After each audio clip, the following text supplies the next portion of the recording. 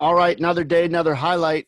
This one, why it's important to be with a community, with people that you know and you could trust their observations or opinions to not always be agreeable with you, but also pointing out things that maybe you didn't think of.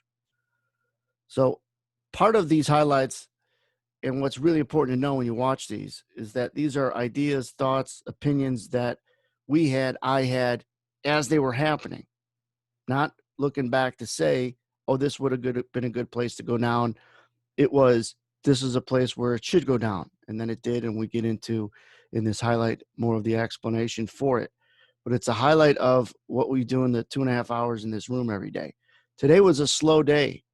And the volumes were light and we kind of had a drift. And so what's important is early on, I said a couple things that we were going to move through this gray zone here because it had already held a few times and was holding in there, and it wasn't going to fly through, it was going to drift through, and it did. But right in here, I thought, I don't know how much higher it's going to go. Be careful if you're long, trying to squeeze more out of it. And the reason was because if you look up in the upper left of my screen share, this dial right here has the, let me change my pen color so you can see it better.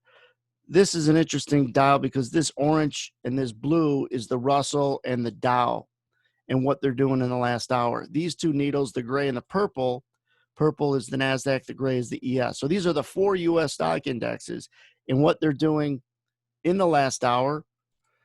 If they're on the far right of the dial, it means that they're last hour high. And you could see that we are at our last hour high. The NASDAQ or the Russell has been weaker all session. The Dow has been floating in between both.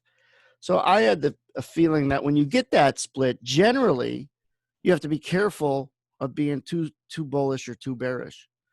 But the part of what I started this video about was being part of a good community, because Tom, who chimes in all the time, says, I think it's going to stay strong as long as the NASDAQ stays strong. The NASDAQ is too strong to ignore, and he didn't think the Russell was going to make that much of a difference today. He was dead right. And so it makes you think or just get another perspective. You got to like the perspective. So instead of being, and I wasn't telling anybody to get short in there, it was just be careful squeezing along. In fact, I think we did a good job today keeping people off the short side because of this drift and how we call it, how I call it, is a slow freight train. Just because it's not moving fast doesn't mean it won't run you over. So you start getting short, close your eyes. Next thing you know, you're trading 60 or 7, 8, 9 points higher than where you are now in the S&P. So just because it's moving slow doesn't mean it ain't dangerous is the point. So the point, again, the Russell hadn't been important. We still are grinding. As we speak, we're making highs. The other thing to keep in mind is that you got Fed President Powell talking tomorrow before tomorrow's open. You have all-time highs in the E-minis here.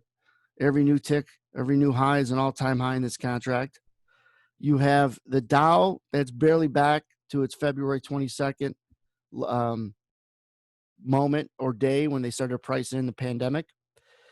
But yet the NASDAQ is way through that area, making all-time highs for the last few weeks. The ES has now just jumped on board the last week to make new highs and keep grinding. So this drift, still summer, and you get into slower markets, which create more patience. I tell people if you have an above average amount of trades on a day like today, you probably have nothing to show for it. You'll be lucky if you're not down a lot. So you have to kind of forewarn yourself and accurately adjust your expectations. The other two things I talked about, well, one thing I'll share right now is don't try to be perfect. Let's say you were fortunate enough to get long down in here, and then you got out at 52 and it went to 54. And you're mad because you left 2 points on the table. You can't get mad. You can't get emotional. You can't expect to be perfect. If you do, it's going to yield a lot of bad decisions subsequent to that. And you're going to start squeezing stuff you shouldn't on the next trade. And the next trade, you're going to hold for more, and that's the one you should have got out of. You got to be consistent, not perfect. Big difference. Try to be perfect. You're going to have a hell of a time in life trying to achieve that. So, there's an old saying: "Don't try to be perfect; just get somewhat close to it." I compare it to my days as a single guy when I went to bars. I didn't go and look to talk to the prettiest girl. I went to the second or third prettiest. She wouldn't talk to me either, but I had a better chance. Stay safe. We'll see you guys on the next hike.